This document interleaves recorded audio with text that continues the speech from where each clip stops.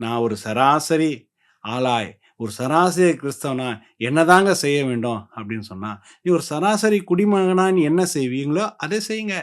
ஒரு தேசத்துல நீங்க இருக்கிறீங்க. ஓட்டு போடுறதுக்கு உங்களுக்கு ஒரு உரிமை இருக்குதுன்னா, உங்களுக்கு என்ன எண்ணம் இருக்கிறதோ, அதன்படி நீங்க ஓட்டு போடுங்க.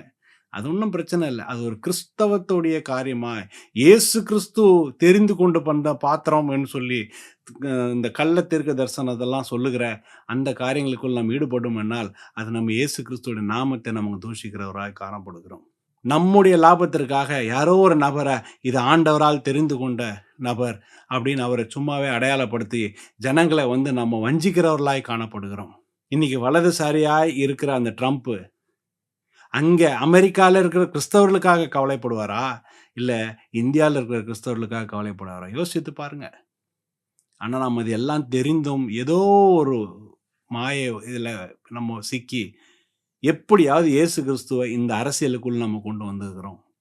இயேசு கிறிஸ்து இந்த அரசியலுக்காக, இந்த உலகத்தில கைப்பற்றுவதற்காக, தேசங்களை கைப்பற்றுவதற்காக அவர் இங்கே வரல.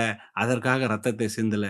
அவர் உங்களுக்கும், எனக்கும் ஒரு ஸ்தலத்தை ஆயத்தம் செய்து, அந்த பரலோக ராஜ்யத்திற்குள் நம்ம யாரெல்லாம் பிரவேசிக்க போறோம் என்று அவர் காத்துக் கொண்டிருக்கிறார்.